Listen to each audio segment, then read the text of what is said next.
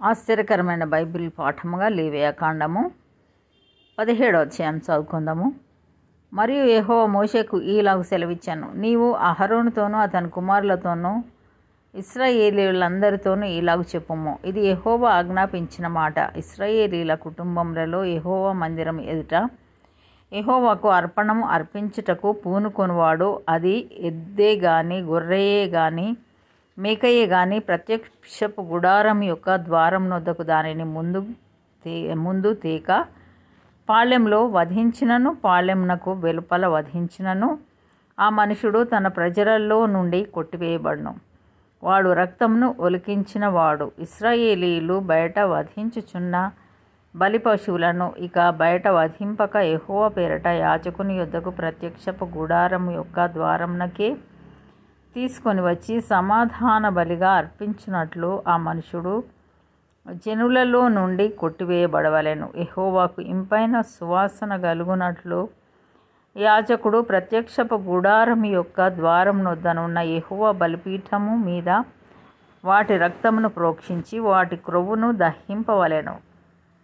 వారు వ్యభిచారులై అనుసరించుచు వచ్చిన దయ్యముల పేరట వధించినట్లు ఇక మీదట తమ బలి పశువులను వధింపరాదు. ఇది వారి తరతరములకు వారికి నిత్యమైన కట్టడ.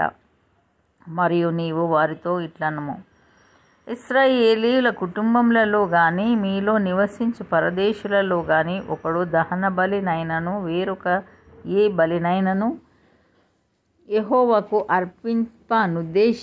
నుద్దేశం గలవాడై ప్రత్యక్షపు గుడారం యొక్క ద్వారం నొద్దకు తీసుకొని రాని ఎడల ఆ మనుషుడు జనులలో నుండి కొట్టివేయబడును. మరియు ఇశ్రాయేలీల కుటుంబములలోనేమి మీలో నివసించు పరదేశులలోనేమి ఒకడు దేని రక్తమును తినినను రక్తం తినువానికి నేను విముఖుడనై జనులలో నుండి వాని కొట్టివేయుదును. రక్తము దేహమునకు ప్రాణము. మీ నిమిత్తము ప్రాయశ్చిత్తం చేయనట్లు బలిపీఠం మీద పోయుటకై దానిని మీకిచ్చి తిని, రక్తము దానిలోనున్న ప్రాణమును బట్టి ప్రాయశ్చిత్తం చేయను. కాబట్టి మీలో ఎవడనూ రక్తం తినకూడదనియు మీలో నివసించు ఏ పరదేశియు రక్తం తినకూడదనియు నేను ఇశ్రాయేలీలకు ఆజ్ఞాపించి తిని. మరియు ఇశ్రాయేలీలలోనే గాని మీలో నివసించు పరదేశులలోనే గాని ఒకడు తినదగిన మృగమునైనను పక్షినైనను వేటాడి పట్టిన ఎడల వాడు దాని రక్తమును ఒలికించి మంటితో కప్పవలెను. ఎలయనగా అది సమస్త దేహములకు ప్రాణాధారము. దాని రక్తము దాని ప్రాణమునకు ఆధారము. కాబట్టి మీరు ఏ దేహ రక్తమును తినకూడదు. వాటి రక్తము సర్వ దేహములకు ప్రాణాధారము.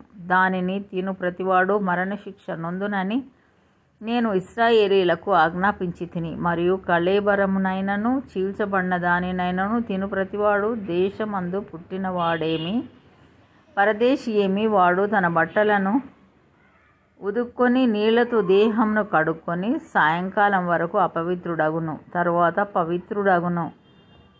అయితే వాడు వాటిని ఉదుకు కొనకయు తన దేహమును కడుగు కొనకయు ఉండిన ఎడల వాడు తన దోష శిక్షను భరించును. ఇంతటితో ఈ దినం కొరకైన బైబిల్ పాఠము సరి.